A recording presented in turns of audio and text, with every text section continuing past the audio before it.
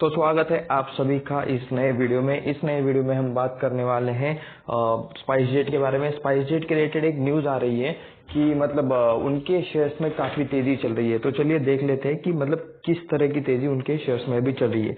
तो सबसे पहले हमें न्यूज़ देखनी है। न्यूज़ देखने के लिए आपको गूगल पर सर्च करना है द बीज माइंड्स। जब आप द बीज माइंड सर्च करोगे तो ये जो फर्स्ट रिजल्ट है thebizminds.in, इस पे आपको करना है क्लिक। थोड़ा सा यहाँ पे मतलब कुछ पेज का इश्यू चल रहा है जो मैं रिजॉल्व कर लूंगा। तो आप यहाँ पे द बीज माइंड्स के इमेज या फिर लोगों पर क्लिक कर सकते हो। मैं यहाँ पे नेम पर क्लिक कर लेता हूँ। तो आप यहाँ पे देख सकते हो जो फर्स्ट न्यूज़ है, ठीक है, जो spice jet share upper circuit rise more than 25% in last 2 trading days. तो चलिए ये एक न्यूज़ है, यहाँ पे थोड़ा सा ऐड आया है, मैं इसे कर लेता हूँ बंद। एंड यहाँ पे हमें पढ़नी है ये प्रॉपर पूरी की पूरी न्यूज़। तो इसका शॉर्ट में मैं आपको बता देता हूँ, थोड़ा सा इंपॉर्टेंट चीज़ें ही मैं पढ़कर आपको बताने वाला हूँ, ठीक है। तो चलिए इसे करते हैं स्टार्ट। तो सबसे पहले देख सकते हो कि 2 दिनों में आपको यहाँ पे अच्छी खासी तेजी देखने को मिली है। पहले दिन यहाँ पे 20% का अपर सर्किट लगा था। बाय द वे ये सारी चीजें हम चार्ट पर भी देखेंगे, ठीक है। यानी कि लास्ट के 2 ट्रेडिंग जो सेशन थे उसमें से फर्स्ट दिन यहाँ पे 20% का अपर सर्किट लगा था एंड उसके बाद वाले दिन आपको 5% की तेजी देखने को मिली थी स्टॉक में। तो चलिए देख लेते हैं कि स्पाइस जेट में क्या चल रहा है। मैं इसे ले लेता हूँ थोड़ा सा ऊपर। सबसे पहले स्पाइस जेट के ऊपर ना कुछ एक तरह का केस चल रहा था, कोर्ट केस, जो कि कोर्ट ने खारिज कर दिया है। यानी कि कह सकते हो कि स्पाइस जेट की तरफ से उसका केस का डिसीजन आया है एंड स्पाइस जेट उस मतलब केस में जीत चुकी होगी या फिर लैक ऑफ एविडेंस की वजह से इन्हें छोड़ दिया होगा। तो ऐसा यहाँ पे कुछ चीजें हो सकती है। एंड उसके बाद कंपनी के मैनेजमेंट की तरफ से कुछ कमेंट्री आई है। कंपनी के मैनेजमेंट ने कुछ बयान दिया है जो कह रहे हैं कि वो लोग फंड रेजिंग के लिए कोशिश कर रहे हैं। यानी कि कंपनी के जो कंपनी के ग्रोथ के लिए, एक्सपांशन के लिए ये लोग फंड रेजिंग के लिए ट्राई करने वाले हैं, पैसा जुटाने के लिए ये लोग ट्राई करने वाले हैं।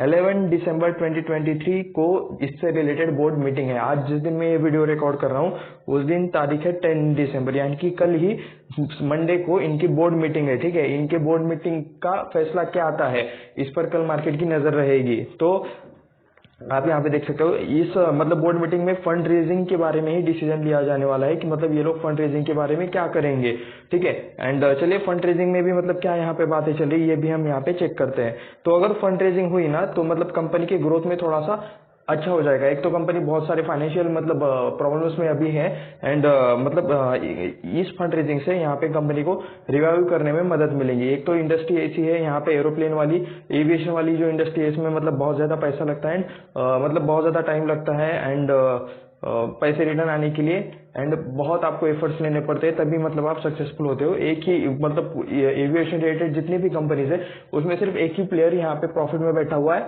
अगर आपको पता है तो आप नीचे उसका नाम कमेंट करके लिख सकते हो। तो चलिए देख लेते हैं कि इन्वेस्टमेंट से रिलेटेड, फंड रेजिंग से रिलेटेड यहाँ पे क्या चीजें हमें पता चल रही है, ठीक है। सबसे पहले ये कोई ऑफिशियल न्यूज नहीं है अभी तक, ये सोर्सेस के जरिए, यानी कि बाजार में ऐसी बातें चल रही है। तो ये आप यहाँ पे देख सकते हो कि 2 इन्वेस्टर्स अभी स्पाइस जेट में इन्वेस्ट करने के लिए इंटरेस्ट दिखा रहे हैं। 11 दिसंबर के जो बोर्ड मीटिंग होने वाली है इसमें इनके ऊपर फाइनल डिसीजन लिया जाएगा। तो अगर मतलब इनके इन्वेस्टमेंट प्लान को मंजूरी मिलती है तो जो फर्स्ट इन्वेस्टर है उनकी तरफ से मतलब यहाँ पे देख सकते हो ये टोटल अमाउंट है 1500 करोड़ का, यानी कि अप्रॉक्स 1500 करोड़ का यहाँ पे टोटल इन्वेस्टमेंट आ सकता है दोनों इन्वेस्टर्स को मिला के, ठीक है। तो 1500 करोड़ तक मतलब इन्वेस्टमेंट मिल सकती है स्पाइस जेट को, जिसमें से फर्स्ट इन्वेस्टर की तरफ से यहाँ पे 1000 से 1200 के आसपास आपको मतलब स्पाइस जेट को फंड रेजिंग मिलने वाली है 1000 to 1200 करोड़ के आसपास। उसके बाद जो सेकंड इन्वेस्टर है वहां से उसके पास से 300 to 500 करोड़ तक की फंड रेजिंग मिलने वाली है। तो ये देख सकते हो, तो दोनों मिला के अप्रोक्स आप कह सकते हो कि 1500 के आसपास ये लोग फंड रेजिंग करने वाले हैं। तो उसके बाद चलिए आ जाते हैं। तो ये जो 1500 करोड़ कंपनी को मिलेंगे उसे कंपनी किस किस चीजों के लिए यूज कर रही है। तो सबसे पहले एम्प्लॉयज की सैलरीज के लिए, ठीक है। बीच बीच में बहुत सारी न्यूज आ रही थी कि एम्प्लॉयज की सैलरी नहीं कर पा रहे हैं, इनके जो प्लेन से उनका जो उड़ान था वो कैंसिल हो रहा है, ठीक है। एंड टाइम पे कस्टमर्स को प्रॉब्लम हो रही थी, ठीक है। तो ये वाली मतलब बहुत सारी चीजें आपको यहाँ पे न्यूज आपको रिसेंट में देखने को मिली होगी, लास्ट के 5-6 महीनों में आप यहाँ पे कह सकते हो। तो इस न्यूज की वजह से स्पाइस जेट में यहाँ पे अपर सर्किट आपको देखने को मिला। एक दिन 20% का अपर सर्किट, सेकंड दिन 5% की दे दी, ठीक है। उसके बाद कह सकते हो कि मतलब फाइनेंशियल्स की अगर बात करें तो इतने कुछ ज्यादा बढ़िया नहीं चल रहे। इस वीडियो में हम इनके कुछ फाइनेंशियल्स भी हम चेक करेंगे कि क्या चल रहा है, क्या सीन चल रहा है।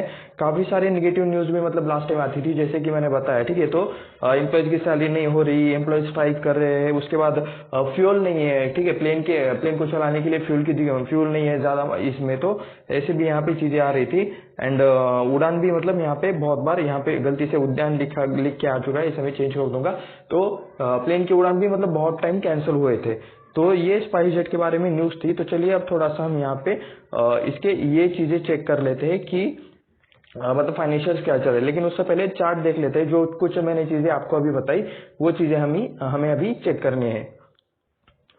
तो ये है आपके सामने स्पाइस जेट का चार्ट। स्पाइस जेट के चार्ट पर आप यहाँ पे देख सकते हो सबसे पहले ये 7 दिसंबर की तेजी आप यहाँ पे देख सकते हो। उसके पहले दिन स्टॉक यहाँ पे क्लोज हुआ था 43 से 44 के बीच में, एंड डायरेक्टली ये ओपन हुआ यहाँ पे 46 के ऊपर, एंड यहाँ से कंटिन्यूसली ऊपर जाते जाते उस दिन की क्लोजिंग की प्राइस क्या थी, अप्रोक्सीमेटली 52 के आसपास उस दिन क्लोज हुआ था। कौन से दिन, 7 दिसंबर को आप यहाँ पे देख सकते हो। ये यहाँ पे जो कुछ वॉल्यूम भी आया है ये भी आप यहाँ पे देख सकते हो। उस दिन आपको अच्छा खासा वॉल्यूम भी देखने को मिल रहा है।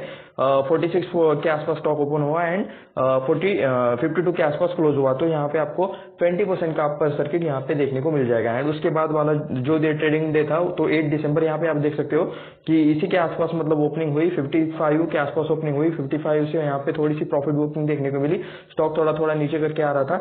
एंड उसके बाद मतलब डायरेक्टली यहाँ पे फिर से तेजी आपको देखने को मिली। यहाँ पे आपको मतलब मार्केट क्लोज होते होते आपको थोड़ी सी यहाँ पे वॉल्यूम आता हुआ दिख रहा है और तेजी आती हुई दिख रही है। तो ये आप यहाँ पे चेक कर सकते हो, ठीक है। तो अच्छी खासी तेजी मतलब इस दिन भी बनी। यहाँ पे ये वाला जो है, ठीक है, मैं आपको फिर से हाईलाइट करके दिखाता हूँ। ये 5% की तेजी है, ये 20% की तेजी है। तो इस तरह से एक तो ये गैप अप होके ऊपर चला गया, इससे मतलब इतना ज्यादा कुछ दिख नहीं रहा होगा कैंडल्स के हिसाब से, लेकिन ये गैप अप का भी आपको कंसिडर करना रहता है। तो इस हिसाब से 20% की तेजी आपको इस स्टॉक में 25% की ओवरऑल तेजी आपको इस स्टॉक में देखने को मिल रही है। तो चलिए कुछ लॉन्ग टर्म वाले चार्ट पैटर्न इसके देख लेते हैं। ये 1 डे टाइम फ्रेम का चार्ट। तो जो वाली तेजी अभी आप यहाँ पे देख सकते हो कि ये वाला यहाँ पे 20% का अपर सर्किट लग गया था, तो कुछ उसी टाइप में आप यहाँ पे भी देख सकते हो। इतनी बड़ी ग्रीन कैंडल बनी है, यहाँ पे भी इतनी बड़ी ग्रीन कैंडल बनी है। तो यहाँ पे रेड कैंडल भी आपको देखने को मिल जाएगी, ठीक है। यानी कि स्टॉक का मतलब स्टॉक में सर्किट्स लगते रहते हैं, स्टॉक ऊपर नीचे करता रहता है, ये आप यहाँ पे मतलब कह सकते हो। उसके बाद चलिए हमें यहाँ पे ओके, यहाँ पे भी मतलब कुछ ग्रीन कैंडल्स है एंड रेड कैंडल्स, ये वाली है रेड कैंडल्स, एंड इससे बड़ी क्या कुछ है तो ठीक है। एंड यहाँ पे आप वॉल्यूम्स भी यहाँ पे चेक कर सकते हो कि कौन से दिन में कब वॉल्यूम आए। तो एक साथ 2-3 गुड न्यूज आई है, तो इसलिए यहाँ पे स्टॉक में 2 दिन कंटिन्यूसली आपको तेजी देखने को मिल रही है। बाय द वे ये वीडियो किसी भी तरह का बाय सेल का रिकमेंडेशन नहीं है, यहाँ पे हम सिर्फ न्यूज कवर कर रहे हैं। आपको जो कुछ मतलब करना है वो आपका खुद का डिसीजन होना चाहिए। खुद से सारी चीजें स्टडी करें, सारी चीजें ट्राई करें, एंड उसके बाद ही आपको जो डिसीजन लेना है वो ले ले, ठीक है। तो ये मेरी तरफ से क्लियर कट डिस्क्लेमर है कि ये किसी भी तरह का रिकमेंडेशन नहीं है।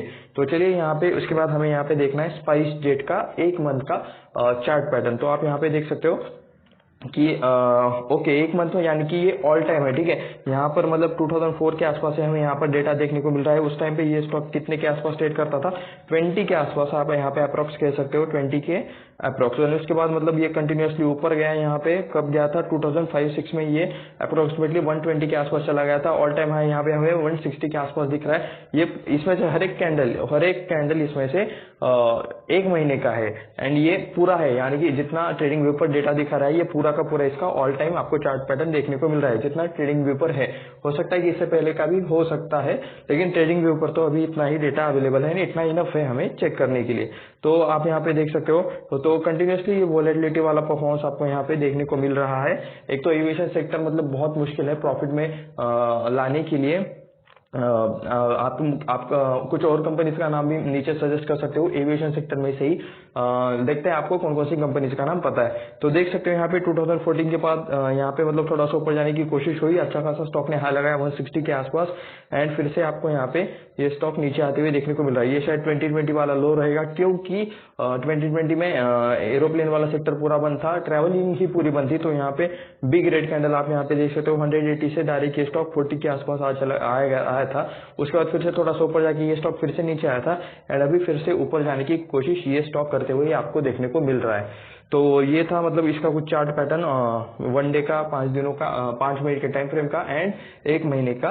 तो चलिए अभी हमें देखना है स्क्रीनर पर इस स्टॉक से रिलेटेड थोड़ा डेटा कि मतलब कंपनी के फाइनेंशियल्स कैसे है। तो आप यहाँ पे देख सकते हो हम आ चुके हैं स्क्रीनर पर हमने ऑलरेडी सर्च कर लिया है स्पाइसजेट। आप यहाँ पे देख सकते हो स्पाइसजेट के बिजनेस के बारे में आप सभी को पता ही होगा, किसी को बताने की जरूरत नहीं है। एक एविएशन इंडस्ट्री का एक प्लेयर है, engage in the business of providing air transport service for the carriage of passenger and cargo. Passenger and cargo को ये लोग मतलब ट्रांसपोर्ट करते हैं। मार्केट कैप कितना है 3761 करोड़ का, यानी कि स्मॉल कैप कंपनी है, ऐसा आप यहाँ पे कह सकते हो। आरओसी आपको माइनस में देखने को मिल रहा है, आरओई यहाँ पे देखने को नहीं मिल रहा है, स्टॉक का पीई भी देखने को नहीं मिल रहा है। सिंपल सी बात है, ईपीएस माइनस में है, रिटर्न्स माइनस में है, नेट प्रॉफिट माइनस में है, ठीक है। फेस वैल्यू आपको 10 की देखने को मिल जाएगी, यानी कि अगर मतलब मैनेजमेंट चाहे तो नेक्स्ट टाइम कभी भी मतलब स्प्लिट या फिर बोनस का अनाउंसमेंट हो सकता है, लेकिन वो मैनेजमेंट की मर्जी के ऊपर रहता है, ठीक है। बुक वैल्यू देख सकते हो, माइनस में बुक वैल्यू चल रहा है, करंट प्राइस 55 चल रहा है। हाई है इस कंपनी का लास्ट के एक साल में 56 का, एंड एक साल के अंदर का लो है 22 का। डिविडेंड ये लोग देते नहीं क्योंकि प्रॉफिट ही नहीं है, ठीक है। अगर मतलब कोई ऐसी कंपनी है जो मतलब प्रॉफिट में नहीं है एंड फिर भी डिविडेंड देती है, तो वो ये भी मतलब एक बहुत बड़ा खतरे का साइन रहता है। तो ये चीजें आपको पता रहनी चाहिए। उसके बाद चलिए यहाँ पे हमें चेक करना है पी रेशो। कहाँ से चेक करेंगे, कंपनी प्रॉफिट में ही नहीं है तो आपको यहाँ पे पी रेशो पूरा का पूरा माइनस में ही देखने को मिल जाएगा। तो उसके बाद आप यहाँ पे देख सकते हो पी रेशियो तो हमें यहाँ पे देख नहीं सकते ना, मतलब कंपैरिजन भी नहीं कर सकते क्योंकि ईपीएस माइनस में ही चल रहा है। यहाँ पे ईपीएस आप देख सकते हो -8.47 लास्ट का 14 अगस्त का आपको देखने को मिल रहा है। उसके बाद चलिए नीचे चलते हैं। प्रोज में यहाँ पे एक भी पॉइंट नहीं लिखा हुआ, लेकिन कॉन्स में चलिए देखते हैं क्या क्या यहाँ पे आपको पॉइंट्स देखने को मिल रहे हैं। तो सबसे पहले आप यहाँ पे देख सकते हो कंपनी को लो इंटरेस्ट कवरेज रेशियो है। सबसे पहले कंपनी के ऊपर शायद किसी तरह का कर्जा है, तो जिस वजह से यहाँ पे इंटरेस्ट रिलेटेड चीजें इंपैक्ट कर रही है, ऐसा आप यहाँ पे कह सकते हो। प्रमोटर होल्डिंग डिक्रीज हुई है लास्ट के क्वार्टर में, आप यहाँ पे देख सकते हो -2.45% से प्रमोटर ने अपना स्टेक बेचा है। कंपनी पुअर सेल्स ग्रोथ दिखा रही है। Earning include other income of 1291 crore. अगर किसी कंपनी का मेन रेवेन्यू सोर्स है, अब अदर इनकम के बारे में बात कर लेते हैं। सपोज कर लेते हैं मेरी किराने की दुकान है, ठीक है। अब मुझे मेन इनकम सोर्स मेरा क्या है, मैं जो मेरे पास जो प्रोडक्ट है वो मैं जो बाजार में बेचता हूँ वो मेरा मेन इनकम रहेगा, इनकम सोर्स रहेगा। लेकिन अगर सोचो कि मैंने मेरे दुकान में एक टेबल है जिसके ऊपर मैं सामान रखता हूँ, अगर मैंने वो टेबल बेच दी तो उससे मुझे 5000 रुपीज अगर मिल गए तो वो मेरी अदर इनकम रहेगी, क्योंकि वो मेरे मेन इनकम सोर्स से नहीं आई। उस मतलब मेरे पास एक एसेट था जिसके लिए मतलब जिसकी मदद से मैं मेरा बिजनेस चलाता था, तो मैंने उस एसेट को बेच दिया या फिर मेरा कुछ प्लांट बेच दिया, मशीनरी बेच दिया या फिर कुछ लैंड बेच दी कंपनी की, तो वो अदर इनकम में आती है। तो ये बातें आपको समझ में आनी चाहिए। तो इन्होंने कुछ इनका एसेट बेचा होगा, कुछ मतलब कुछ तो प्रॉपर्टी इन्होंने बेची है कंपनी की, जहां से इन्हें ये पैसा आया है 1291 करोड़ का। ये पैसा कहां से, मतलब टिकट सेलिंग करके या फिर फ्लाइट की सर्विस देके नहीं आया है, ठीक है। तो ऑर्डर इनकम यानी कि ये चीज है। उसके बाद डेबिटर डेज इंक्रीज हुए हैं 27.92 से 45.2, यानी कि सिंपल सी बात है, जो पैसा मार्केट से आने के लिए सबसे मतलब पहले 27.9 डेज लगते थे, वो वही पैसा अभी 45.2 डेज में आ रहा है। यानी कि जो पहले कैश का ट्रांजेक्शन फास्ट हो रहा था उसके लिए अभी टाइम लग रहा है, ज्यादा टाइम लग रहा है। तो ये भी एक मतलब निगेटिव पॉइंट है, ऐसा आप यहाँ पे कह सकते हो। सबसे बड़ा निगेटिव पॉइंट यहाँ पे प्रमोटर की होल्डिंग डिक्रीज हो रही है, कंपनी अपने एसेट बेच रही है एंड डेबिटर डेज इंक्रीज हो रही है, यानी कि मार्केट से जो पैसा आना चाहिए वो भी मतलब लेट आ रहा है, या फिर कैश का ट्रांजेक्शन जो फास्ट होता है तो वो हो नहीं रहा। मैंने थोड़ी देर पहले आप सभी से एक क्वेश्चन पूछा था कि इस सेक्टर में नंबर 1 प्लेयर कौन है, तो आप यहाँ पे देख सकते हो यहाँ का जो नंबर 1 प्लेयर है तो वो है इंटरग्लोब एविएशन, इंडिगो के नाम से आप इस कंपनी को जानते हो। तो इसका प्राइस अभी 2897 के आसपास चल रहा है, पी रेशियो इसका 19.94 के आसपास चल रहा है। इस रिलेटेड एक मतलब इंटरेस्टिंग वीडियो मैं अभी बनाने वाला हूँ थोड़ी देर में, उसे भी आप जरूर देखना। बाय द वे इस चैनल को सब्सक्राइब कर दीजिए ऐसे ही बहुत सारे और डिटेल्स वीडियो देखने के लिए, ठीक है। ये हम हमारे वीडियोज में किसी भी तरह का बाय सेल का रिकमेंडेशन नहीं देते, हम यहाँ पे देते हैं सिर्फ रिसर्च एनालिसिस डेटा, ढेर सारा एंड बिजनेस रिलेटेड इन्फॉर्मेशन अलग अलग कंपनीज के बारे में, ठीक है। तो स्टॉक मार्केट से अपडेटेड रहने के लिए इस वीडियो को यहाँ पे अभी के अभी चैनल को सब्सक्राइब कर दीजिए, वीडियो को लाइक करें, अपने दोस्तों के साथ शेयर भी करें। तो चलिए आप यहाँ पे देख सकते हो 1,11,844 करोड़ का आपको इंटरग्लोब का यानी कि इंडिगो का मार्केट कैप देखने को मिल रहा है। इस सेक्टर की सबसे बड़ी कंपनी है, ऐसा आप यहाँ पे कह सकते हो। उसके बाद स्पाइसजेट भी आप यहाँ पे देख सकते हो, सेकंड नंबर पर देखने को मिल रहा है 3,760 करोड़ के मार्केट कैप के साथ। तो आप यहाँ पे लिटरली देख सकते हो दोनों के मार्केट कैप के कंपेरिजन में कि कितना ज्यादा फर्क है, सेक्टर के फर्स्ट प्लेयर के एंड सेकंड प्लेयर के बीच में कितना ज्यादा डिफरेंस है, ये आप यहाँ पे देख सकते हो। उसके बाद ताल इंटरप्राइज है, जेट एयरवेज है एंड कुछ छोटे मोटे प्लेयर्स है, तो आप यहाँ पे देख सकते हो। लेकिन बहुत ही छोटे प्लेयर्स है वो। एंड ये आप यहाँ पे देख सकते हो कि 1,11,000 एंड 3,760, बहुत ही ज्यादा डिफरेंस है। अप्रोक्सीमेटली कह सकते हो कि ये कंपनी स्पाइसजेट की मतलब जो बड़ी कंपनी है वो उसके अप्रोक्स 30x तो मतलब एटलीस्ट ज्यादा है, ऐसा आप यहाँ पे कह सकते हो। वैसे एक्यूरेट नंबर मैंने अंदाजे से बताया, आप नीचे कमेंट करके जरूर बता देना एक्चुअल क्या है, ठीक है। तो पी रेशो है नहीं स्पाइसजेट का, तो कंपेयर कर नहीं सकते। एंड मार्केट कैप के हिसाब से अगर कंपेयर करें तो स्पाइसजेट बहुत ही छोटी कंपनी है, ऐसा आप यहाँ पे कह सकते हो। एंड इंटरग्लोब के बारे में मतलब एक इंटरेस्टिंग फैक्ट है जो हम नेक्स्ट वीडियो में कवर करेंगे। उसके लिए चैनल को, उसे भी देखने के लिए चैनल को अभी सब्सक्राइब कर दीजिए। तो नीचे चलते हैं, यहाँ पे क्वार्टरली रिजल्ट्स हमें यहाँ पे चेक करने हैं। तो सबसे पहले सेल्स देखेंगे, ज्यादा यहाँ पे चीजें देखने की जरूरत नहीं है क्योंकि माइनस है, ठीक है। नेट प्रॉफिट आप यहाँ पे देख सकते हो कम्प्लीटली पूरा माइनस है। यहाँ पे मतलब लास्ट के मतलब 2 क्वार्टर से यहाँ पे थोड़ा सा प्रॉफिट देखने को मिल रहा है, ये आप यहाँ पे चेक कर सकते हो। लेकिन ये भी हो सकता है कि इन्होंने कुछ एसेट बेचे हैं, क्या इन्हें ऑपरेटिंग प्रॉफिट हो रहा है, ये चीजें भी हमें यहाँ पे चेक करनी है। बाय द वे यहाँ पे सितंबर का रिजल्ट अपडेट नहीं हुआ है कंपनी की तरफ से, स्पाइसजेट की तरफ से यहाँ पे सितंबर की चीजें आपको देखने को नहीं मिल रही है। तो जून 2020 में 515 करोड़ का आपको मतलब सेल देखने को मिल जाएगा, जो हो गया 1000, 1600, 1800, उसके बाद 1000, 1300, 2000 की रेंज, 2400, 1900 एंड अभी आप यहाँ पे देख सकते हो 2002 करोड़ की सेल आपको देखने को मिल रही है जून में। ऑपरेटिंग प्रॉफिट देखोगे तो मतलब कभी माइनस है, कभी प्लस है, कभी प्लस है, माइनस माइनस माइनस, कभी प्लस, फिर से मतलब 4 क्वार्टर यहाँ पे माइनस एंड फिर से 2 क्वार्टर यहाँ पे प्लस। ऑपरेटिंग प्रॉफिट में प्लस माइनस यहाँ पे चीजें चल रही है। एंड ऑपरेटिंग प्रॉफिट मार्जिन भी मतलब उसी हिसाब से वॉलेटिलिटी आप यहाँ पे देख सकते हो, 38% minus, 90% plus, 15% plus, 4% minus, 39% minus, 23% minus, 4% plus, 16% minus, 29% minus, 3% minus, 13% plus. तो ये सारी चीजें आप यहाँ पे चेक कर सकते हो। जिस हिसाब से ऑपरेटिंग प्रॉफिट मार्जिन माइनस में आएगा तो इनका मतलब उस टाइम पे लॉस था, ऑपरेटिंग प्रॉफिट भी लॉस में आ रहा है। तो प्रॉफिट मार्जिन का गेम है क्योंकि एक कॉम्पिटिटिव सेक्टर है, ऐसा आप यहाँ पे कह सकते हो। फ्लाइट के लिए आपके पास ऑप्शन रहते हैं, ठीक है। आपके पास विस्तारा का ऑप्शन है फ्लाइट बुकिंग के लिए, उसके बाद मतलब इंडियन एयरवेज जो कि अब टाटा का हो चुका है तो उसका भी, एयर इंडिया का ऑप्शन है आपके पास, इंडिगो का ऑप्शन है। तो आपको मतलब यहाँ पे ज्यादा प्राइस मार्जिन आप नहीं रख सकते क्योंकि कंपटीशन है, ठीक है। अगर आप महंगे में बेचोगे तो सामने वाला अगर सस्ते में बेचेगा एंड क्वालिटी अच्छी देगा तो लोग उसके पास चले जाएंगे। तो इस हिसाब से यहाँ पे चीजें चलती है। इनफैक्ट मोनोपोली वाला बिजनेस ये है नहीं। तो नीचे हम यहाँ पे देख लेते हैं, इंटरेस्ट हमें देखना है क्योंकि 140, ओके, यहाँ पे आप देख सकते हो लिटरली मतलब ये बहुत ज्यादा पैसा कमाते हैं। 268 करोड़ का इनका ऑपरेटिंग प्रॉफिट है जून 2023 का। एंड वहां से अदर इनकम भी आप यहाँ पे देख सकते हो, 266 करोड़ का अदर इनकम आपको देखने को मिल रहा है। तो एक बार मैं अदर इनकम पर यहाँ पे क्लिक कर लेता हूँ, देख लेते हैं कि क्या चीज है।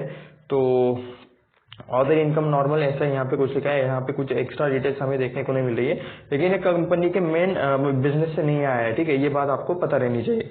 तो ये 266 ओके, ये 268 प्लस ये 266 आप यहाँ पे टोटल करके नीचे कमेंट में लिख देना। 400 ओके 520 के आसपास मतलब यहाँ पे कुछ टोटल बन जाएगा। तो 530 के आसपास मान लेते हैं, 530 करोड़ हो गए, ठीक है। 530 करोड़ में से यहाँ पे इंटरेस्ट होगा -122 करोड़, यानी कि इनका बहुत ज्यादा पैसा इंटरेस्ट देने में जा रहा है, ऐसा आप यहाँ पे कह सकते हो। उसके बाद और एक चीज माइनस होगी यहाँ पे डिप्रेसिएशन 207 करोड़ का, यानी लोन के वजह से ये दो चीजें आपको यहाँ पे देखने को मिल जाते हैं, इंटरेस्ट एंड डिप्रेसिएशन, ठीक है। तो यहाँ से ये चीजें माइनस करने के बाद अप्रोक्सीमेटली आपके पास नेट प्रॉफिट बिफोर टैक्स वाला इतना बचता है 205 करोड़ का।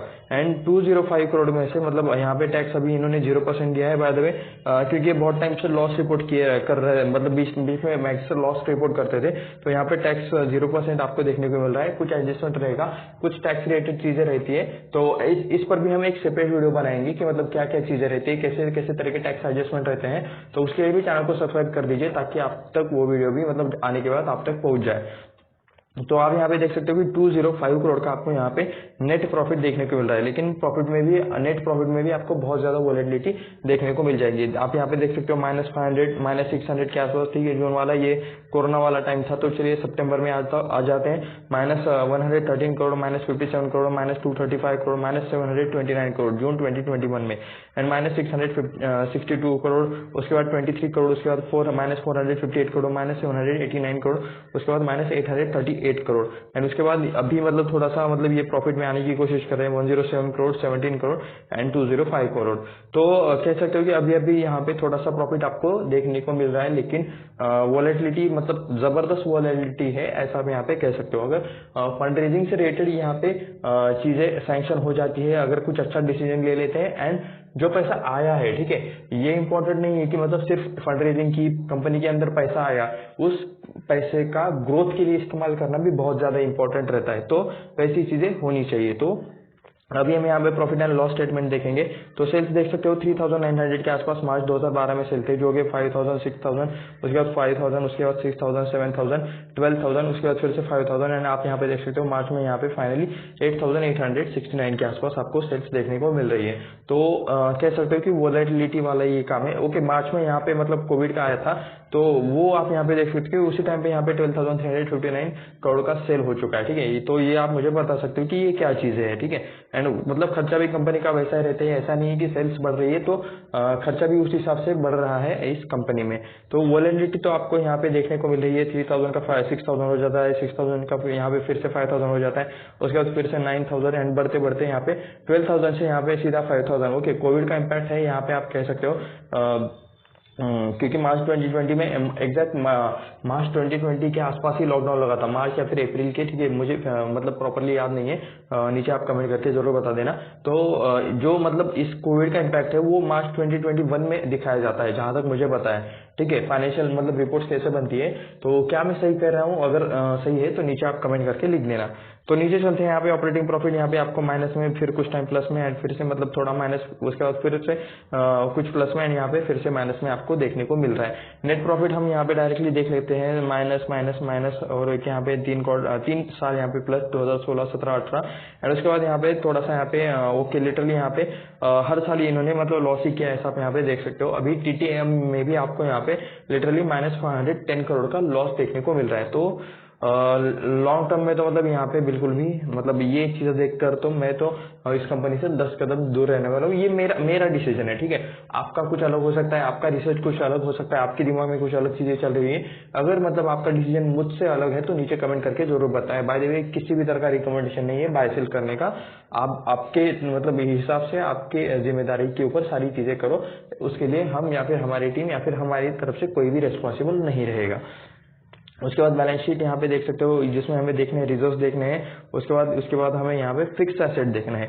एंड तो चलिए स्टार्ट करते हैं। यहाँ पे कंपनी के रिजर्व्स सबसे पहले डायरेक्टली मेन चीज देख लेते हैं। मार्च 2023 में -3833 करोड़ का रिजर्व, यानी कि पूरा माइनस में, यहाँ पे स्टार्टिंग से लेकर अभी तक आप यहाँ पे देख सकते हो पूरे रिजर्व्स माइनस में है, ठीक है।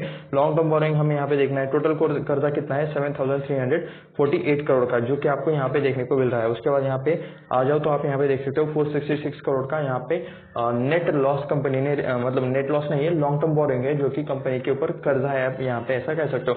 शॉर्ट टर्म बोरिंग 720 करोड़ की है, तो बहुत ही ज्यादा हेवी कर्जे आपको यहाँ पे देखने को मिल रहे हैं। थोड़ा सा ऊपर चलते हैं तो आप यहाँ पे देख सकते हो कंपनी का मतलब प्रॉफिट भी नहीं है, कंपनी जितना कर्जा है उसी मतलब उतना ही लॉस करते हुए आपको देखने को मिल रही है। क्वार्टर में प्रॉफिट करके कोई फायदा नहीं है अगर टीटीएम में आपको लॉस ही दिखाना है, ठीक है। तो कर्जा काफी हेवी है, आप यहाँ पे कह सकते हो। इसी की वजह से इंटरेस्ट एंड डिप्रिसिएशन वाली चीजें आपको यहाँ पे ऊपर क्वार्टरली रिजल्ट्स में देखने को मिल रही थी। तो हेवी कर्जा है कंपनी के ऊपर, रिजर्व्स कुछ भी नहीं है। एनुअली जो मतलब प्रॉफिट लॉस आता है उसमें भी मतलब ये लोग माइनस में चीजें दिखा रहे हैं, माइनस में नेट लॉस दिखा रहे हैं। फिक्स एसेट में आप यहाँ पे चीजें देख सकते हो कि 850 करोड़ का पहले फिक्स एसेट था, जो अभी हो चुका है 3973 का, लेकिन ये रिजर्व मतलब ये फिक्स एसेट एक टाइम पे 8681 का था। तो यानी कि कह सकते हो कि कंपनी ने कुछ मतलब एसेट 8000 के यहाँ पे 3000 के है, तो कुछ धीरे धीरे करके बेचा है, ये आपको क्लियरली समझ में आ रहा है। तो आप यहाँ पे नीचे कंपेयर कर सकते हो कि क्या चीजें हो सकती है। तो व्हीकल्स में आप यहाँ पे देख सकते हो, इसका मेन चीज क्या रहता है, व्हीकल यानी कि जो एरोप्लेन रहता है, ठीक है, जो पैसेंजर प्लेन रहता है, तो वो वाले पहले इनके पास 764 करोड़ के थे, जो अभी हो चुके हैं 9421 करोड़ के। एक टाइम पे हाई पे ये 10432 करोड़ भी आपको देखने को मिल रहे हैं। उसके बाद बिल्डिंग में मतलब आप यहाँ पे थोड़ा सा डिक्रीज देख सकते हो। एंड यहाँ पे मतलब और कहाँ पे डिक्रीज है, तो जी नहीं, बस यही पर मतलब आपको मेजर डिक्रीज देखने को मिल रहे हैं, ठीक है। तो चलिए नीचे चलते हैं। एंड अभी हमें देखना है कुछ मेन चीज, शेयर होल्डिंग पैटर्न। जो कि मतलब ऊपर भी एक पॉइंट मेंशन किया गया था कि प्रमोटर ने अपनी हिस्सेदारी बेची है, कम की है। तो यहाँ पे आप मतलब देख सकते हो कि 2017 में 16% प्रमोटर के पास थे, जो भी हो चुके 56.53%, यानी कि प्रमोटर्स हिस्सेदारी बेच रहे हैं। एंड एफआईएस पहले थे 4.42%, जो 6% हो गया, उसके बाद 4% हो गया। अभी आप यहाँ पे देख सकते हो 0.29% आपको मतलब एफआईएस देखने को मिल रहा है। डीआईएस आप यहाँ पे देख सकते हो 3.64% पहले थे, जो भी हो चुके 0.01%। पब्लिक में आप यहाँ पे देख सकते हो 31.69% पहले थे, जो अभी हो चुके 43%। पब्लिक के भरोसे कभी मत रहना, आपको हमेशा चेक करना है प्रमोटर क्या कर रहे हैं, एफआईएस क्या कर रहे हैं, डीआईएस क्या कर रहे हैं। तो तीनों बेच रहे हैं इस वाले मामले में। तो आप यहाँ पे कह सकते हो कि तीनों की तीनों यहाँ पे कंटिन्यूअसली बेच रहे हैं। तो चलिए देख लेते हैं कि प्रमोटर्स में कौन सी फैमिली या फिर कौन सा इंस्टीट्यूशन है। तो अजय सिंह आप यहाँ पे देख सकते हो, अजय सिंह के पास यहाँ पे 44.48% के आपको शेयर होल्डिंग देखने को मिल जाएंगी। ये है अजय सिंह एंड यहाँ पे 44.48% एंड इन्होंने ही माल बेचा, ये आप यहाँ पे देख सकते हो। ये कंपनी के मेन प्रमोटर है, ऐसा आप यहाँ पे कह सकते हो। पहले 59% था, उसका 50.79 कर दिया, यहाँ पे 50.57% से अभी 44.48% कर दिया, यानी कि ये बेच रहे हैं। उसके बाद ये भी 8.36 का यहाँ पे 7.01% कर दिया अजय सिंह एचयूएफ ने। उसके बाद spice health care private limited के पास 4.99% के शेयर है। थोड़ा सा मतलब शेयर ट्रांसपोर्ट भी मतलब किसी के पास हुआ होगा, एक प्रमोटर से दूसरे प्रमोटर्स के पास यहाँ पे हिस्सा भी गया होगा, ऐसा आप यहाँ पे कह सकते हो। एंड कल्पना सिंह के पास यहाँ पे 0.04% के शेयर्स आपको यहाँ पे देखने को मिल रहे हैं। तो ये है यहाँ पे कुछ मतलब प्रमोटर्स। एफआईजीएस हम देखेंगे नहीं, क्योंकि कह सकते हो कि मतलब बहुत कम है, ठीक है। पहले थे अभी नहीं है, तो मतलब पुराना डेटा देखने में क्या मजा है। तो अभी हम आ चुके हैं यहाँ पर, थोड़ा सा मतलब हमें ये चेक करना है कि कितने टाइम में कितने रिटर्न्स दिए हैं स्पाइसजेट ने। एक दिन में आप यहाँ पे देख सकते हो कि 5% की आपको यहाँ पे तेजी देखने को मिल रही है। ये वाली 5% तेज है एक दिन में, ठीक है, यानी कि लास्ट के सेकेंड ट्रेडिंग डे जिसके बारे में हमने पहले बात की थी। 5 दिनों की देखोगे तो अप्रोक्सीमेटली 17% की तेजी देखने को मिल रही है। अगर मैं कैलकुलेट करूँ, ठीक है, अब मैं यहाँ पे कुछ इंटरेस्टिंग चीज आपको दिखाता हूँ। अगर मैं यहाँ से कैलकुलेट करूँ मतलब अपर सर्किट लगने से अभी तक, तो अपर सर्किट लगने से पहले अभी तक आप यहाँ पे देख सकते हो 26% की आपको टोटल तेजी देखने को मिल रही है। यानी कि एक दिन ये 25% के अप्रोक्स भागा है, उसके बाद यहाँ पे ये 5% के अप्रोक्स भागा, तो दोनों अप्रोक्स मिला के यहाँ पे 26% देखने को हमें मिल रहा है। उसके बाद एक महीने की अगर आप तेजी की बात करोगे तो आप यहाँ पे देख सकते हो एक महीने में ये 48.29% की रिटर्न, यानी 1% एक महीने में ये 50% के आधा हो चुका है, आधे से बढ़ चुका है, ऐसा आप यहाँ पे कह सकते हो। अगर स्टॉक की प्राइस नीचे है, ठीक है, तो उसे आधे से बढ़ने में ज्यादा टाइम नहीं लगता, ये बात आपको पता रहनी चाहिए। अगर मतलब एक चीज यहाँ पे अभी कवर कर लेते हैं। 100 से अगर कोई स्टॉक 50 हो जाए, ठीक है, हाँ, तो 50 हुआ, यानी कि वो 50% से ये स्टॉक गिर चुका है, ऐसा ये आप यहाँ पे कह सकते हो। हाँ, 100 का स्टॉक था, वो 50 हो गया, तो वो 50% से गिर चुका है। लेकिन अगर यही 50 अगर बाद में 75 हो चुका है, यानी कि तो आप यहाँ पे कह सकते हो कि स्टॉक 50% से बढ़ गया है। तो 50% से बढ़ने के लिए इस स्टॉक को ये नहीं लगता, यानी कि फिर से 50 से नहीं बढ़ना पड़ता, उस स्टॉक को सिर्फ मतलब उसके आधे से बढ़ना पड़ता है। अगर अभी का प्राइस 50 चल रहा है एंड ये 75 हो गया, तो ये अप्रोक्सीमेटली मतलब 50% से ये स्टॉक बढ़ जाता है। 100 से मतलब ऊपर से अगर नीचे आ जाए उसके बाद थोड़ा सा बढ़ जाए, तो मतलब ज्यादा मतलब ग्रोथ लगने लगती है। तो ये चीजें आपको पता रहनी चाहिए, ये लॉजिक्स आपको पता रहनी चाहिए। तो एक महीने में देख सकते हो 48% की रिटर्न है, 6 महीने में अगर आप देखोगे तो 91% की रिटर्न है, ठीक है। जो स्टॉक जितना ज्यादा गिरा हुआ है तो उसी हिसाब से रिटर्न कैलकुलेट होते हैं। तो ये चीजें हमेशा याद रखना। इस ईयर के स्टार्टिंग से 41% की रिटर्न है, एक साल के अगर आप देखोगे तो 35% की रिटर्न देखने को मिल रहे हैं। 5 सालों का देखोगे तो आपको यहाँ पे लिटरली डाउनग्रेड देखने को मिल रहा है, 27% के माइनस रिटर्न। एंड मैक्स अगर आप देखोगे तो 243% के ऑल टाइम के रिटर्न देखने को मिल रहे हैं, विद बहुत सारी वॉलेटिलिटी। चार्ट में बहुत सारी वॉलेटिलिटी है, ऊपर नीचे करते हुए चार्ट आपको ये देखने को मिल रहा है।